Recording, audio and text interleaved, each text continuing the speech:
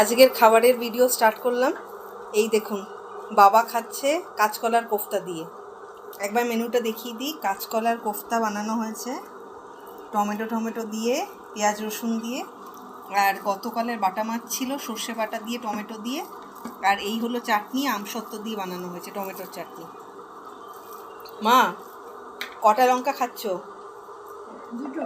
দুটো লঙ্কা। আচ্ছা, আমার বাবা আবার বেশি ঝাল খেতে পারে না, বুঝতে পারলেন? মা আর আমি ঝাল খাই।